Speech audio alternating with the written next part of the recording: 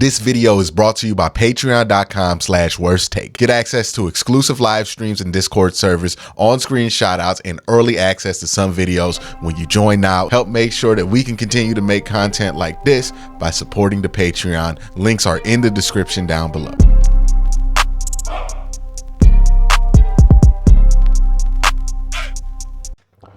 So a ruling came down from a California judge about the NFL Sunday ticket case that is going to be important for all football fans to know about, but Browns fans, especially out of market Browns fans, because this is something that you have to deal with, right? If you're an out of market Browns fan and you want to legally watch the games, you have to get Sunday ticket. I own Sunday ticket. A lot of people who watch me have to watch the games on Sunday ticket, and it's the only way that you can legally watch the game. You cannot buy a Sunday ticket pass for one team like you can in the NBA, where you just watch one team. The prices are not affordable like the NBA. I believe it's $13 a month to get NBA League Pass. It is $389 to get NFL Red Zone and Sunday tickets. Like $400 for 4 or 5 months of video. Obviously, much more than the $13-14 of it. We've all complained about it. If we dealt with Sunday ticket, we've all been furious at Sunday ticket at some point, and we've all just been furious that the system for out of market streaming of football games is a complete mess.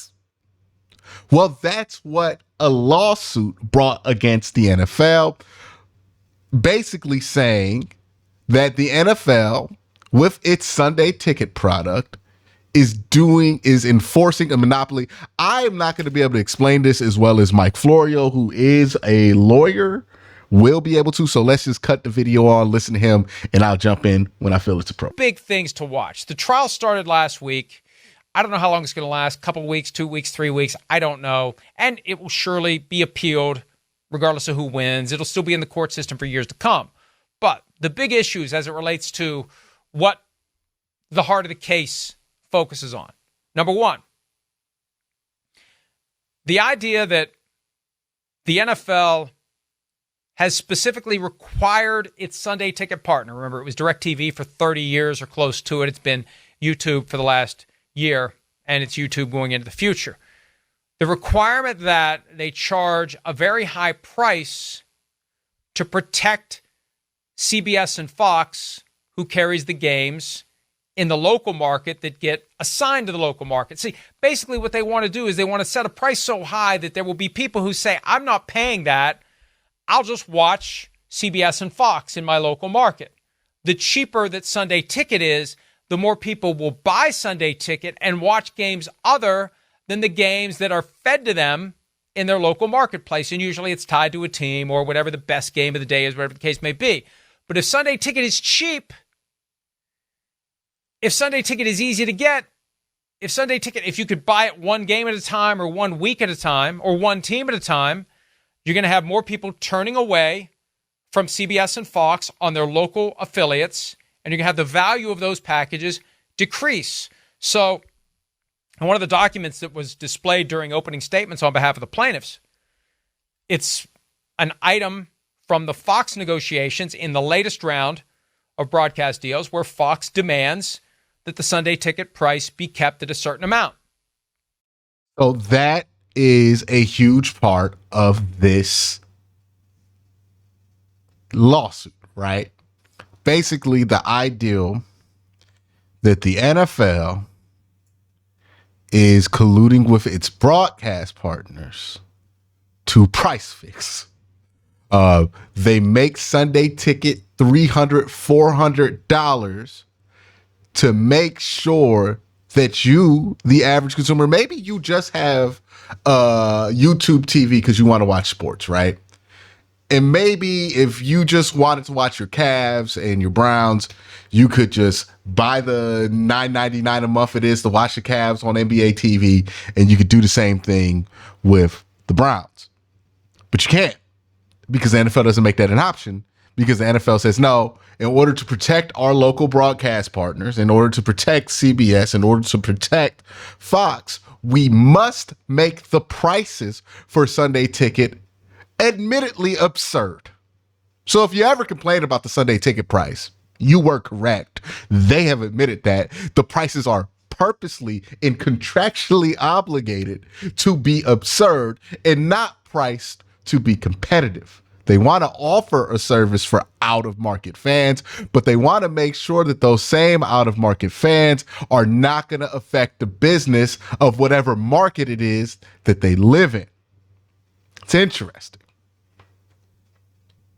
Because Fox, CBS, and the NFL all want a certain number of people to watch whatever games are given to them instead of the games they want to watch. And if you want to watch games other than what we're giving to you for free, or at least on free over-the-air broadcast TV, you got to pay through the nose for it. And I remember seeing a report at one point that Apple was trying to get the Sunday Ticket package, and Apple wanted to charge a lot less to the end user for access to Sunday Ticket, and the NFL wasn't going for it. See, the NFL wants it to be a premium. This is the argument. The NFL is going to say we did nothing wrong. Nobody who gets sued ever says you got us. Just tell us how big to make the check.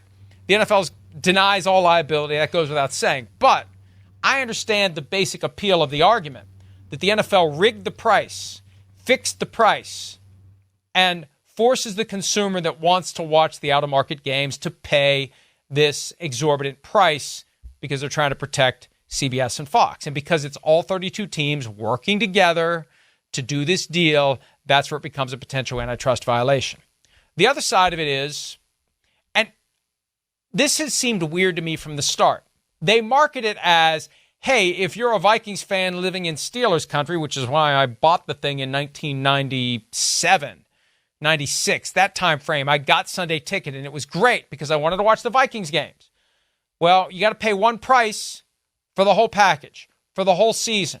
Every week, every game, you got to buy the whole thing. You can't just say, I only want the Vikings games. I only want this week. Oh, there's a lot of good games this week that aren't on my local CBS and Fox affiliates. I'll get this week, or I'll get this one game. They defend the case by saying it's all about choice, but they're really not giving the consumers a choice. They're jacking it all up by putting it all together and forcing you to pay that one big fee for the whole season, for the whole package. And I mean, there were weeks where, especially if the Vikings lost, back when I was a crazy So that's another thing, right? You're not just locked in to buying all 32 teams for Sunday Tickets, sometimes even Red Zone.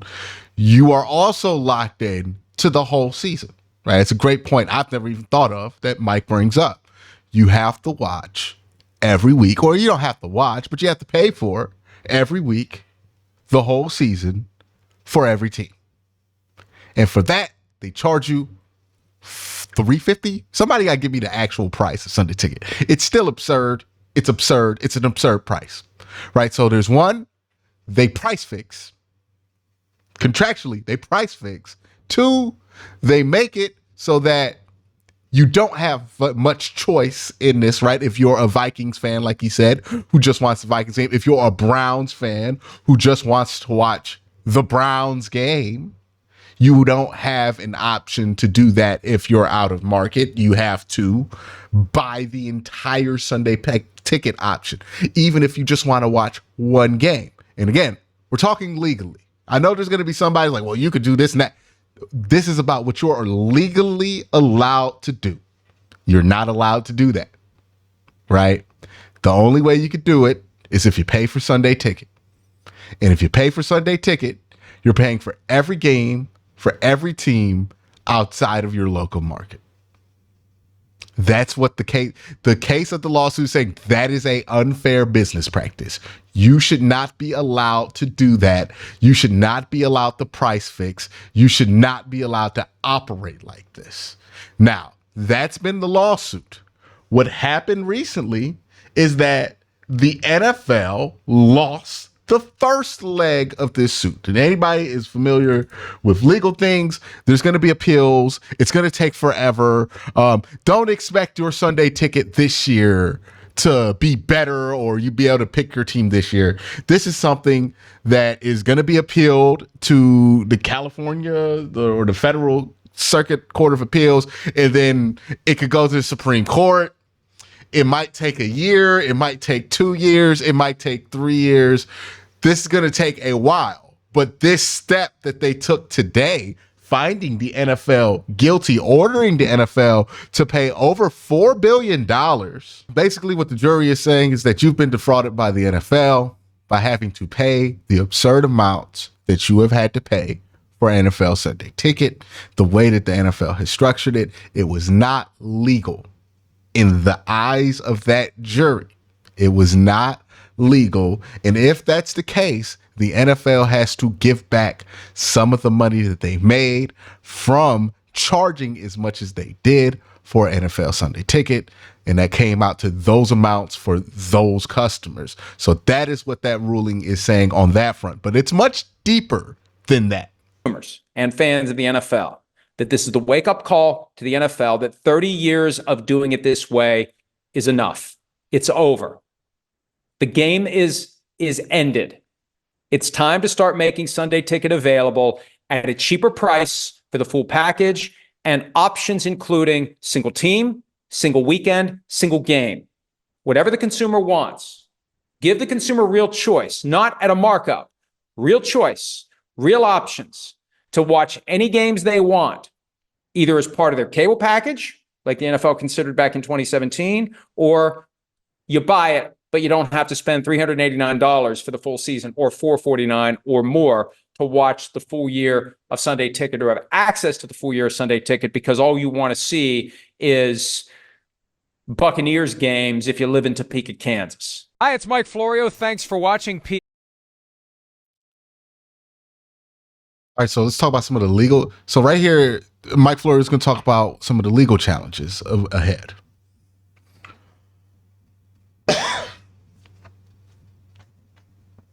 That is the part that is more interesting to me. Whether or not you get that letter in the mail telling you that you were a part of a class action lawsuit and you might be entitled to $35 or whatever it ends up being once they divvy this all up in a couple years or whatever settlement is reached, that is one thing. But if you're an NFL fan, you want this lawsuit to be expensive for the NFL. Because if you're tired of Sunday ticket, like I'm tired of Sunday ticket and how they've operated with Sunday ticket, you need the punishment to be severe. It might not end up being 12 billion, right? Like it's scheduled to be. But even if it's 5 billion, even if it's 3 billion, you want this penalty to be severe for the NFL for the reasons that Mike Florio said in that video. They have to know that there is some kind of comeuppance, a consequence for operating the way that they have over their products for the last 30 years. This is what forces corporations and businesses to operate more fairly to the consumer is a big ass fine, right? Because that hurts their bottom line. You want this to affect the NFL's bottom line. Now, I would be interested, and maybe this is something that I would have to get Jack Duffin on. If the NFL was required to pay this amount of fine, like, does that affect the salary cap? I would imagine if they tried to pull something like that, that would then become another massive lawsuit from the NFLPA. So I don't imagine it's very likely, but you know, it's NFL owners. They might try anything, but you want this to be a significant penalty to the NFL. Because you want things to change, and this is the only way that things are going to change.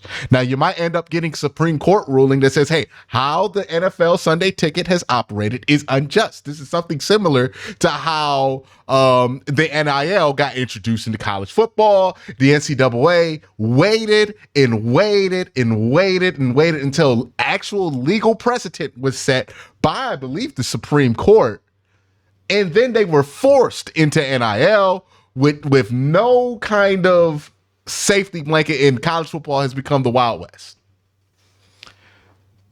This case has a similar thing, but not on the same scale as NIL, because obviously NFL football players are paid, but on the scale for the NFL streaming products, because they could push this thing to the Supreme Court, and then the Supreme Court could rule, hey, what the NFL did is illegal. It is not legal to have Sunday Ticket like that, which means they would immediately, after that ruling, have to change up everything, and that will become a mess. Whether they settle, whether this gets pushed all the way to the Supreme Court, you want there to be a significant penalty for the NFL if you are a fan, because this is how you get more affordable prices for some of the products that the NFL has offered, especially like Sunday Ticket. And given that they have literally written into the contracts with their TV broadcast partners that they're going to purposely charge a ridiculous amount for Sunday Ticket. I mean, come on.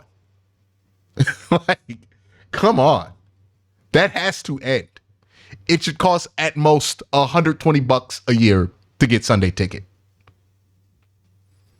You should be able to follow your team for what, $40 a month? Well, not even that. That's expensive. $20 a month, you should be able to watch your team for the football season. There's enough money to be made there. It shouldn't cost $400 to watch your team out of market. And they know it shouldn't cost $400. They purposely charge that much so that the local person just watches whatever game's on TV. That is significant. Now, there are some caveats to that. We'll go back to Mike Florio for some of those caveats. That's $4.096. $4.096 billion is the verdict. And under the antitrust laws, you know what happens? You know what happens? Gets tripled. So that's about $12.3 billion that the NFL is going to have to pay, assuming this verdict is upheld. So let that sink in. $12.3 billion. More than most teams would sell for right now. The Cowboys would probably sell for more than that if they were for sale. But the NFL basically has to buy at a very high rate a 33rd franchise to pay off this verdict if the NFL ultimately has to do it. There's no guarantee the NFL will have to do it. Remember, the judge has in his back pocket the NFL's motion for judgment as a matter of law. Judge hadn't ruled on it yet. Judge could take this all away. In one fell swoop, it could be gone. The judge could say there's not sufficient evidence to support a jury verdict on liability. The plaintiffs get nothing. Now, I wrote about this earlier today. How do you get to the point where a jury finds against the NFL and the judge finds that no reasonable jury could find for the NFL? Does that mean the jury isn't reasonable? No, it just means the jury was influenced by things other than it should have been. The jury thought the NFL did something wrong, but there wasn't enough evidence when you look at the technical legal requirements, the way that you basically have to build your case. It's like getting one of those Lego sets. There's an ornate way to put the case together, to put the model together. And if the plaintiffs didn't get the right evidence in to prove the case, then there isn't enough evidence that would support a reasonable jury verdict that the plaintiffs should win. That could happen. Whatever happens next, this is destined to be appealed to the Ninth Circuit Court of Appeals because we have a verdict, the jury has spoken. So the first question is, does the law circumvent what the jury did? The judge is going to take that up. Then once the judge rules on the NFL's motion for judgment as a matter of law, it goes to the Ninth Circuit. Everybody who loses in the federal district court system has the automatic right to appeal to the next level up. There are 11, 12, 13 circuits, federal circuits in the country. California's in the ninth. After that, there's no automatic right to appeal to the U.S. Supreme Court. You have to convince the U.S. Supreme Court to take the case. There's about 100 to 150 cases taken every year of more than 7,000 petitions that are submitted. So there's no guarantee that if the NFL loses, in the Ninth Circuit. The NFL is going to get into the Supreme Court. So that is the NFL Sunday ticket price. That is why this Sunday ticket lawsuit matters, because it might change, if you're out of market, how you watch these games. And again, a lot of y'all watch me because you are out of market. So this is a big deal. Let me know what you think in the comment section down below. Y'all have a great day. Have an even better night. Peace.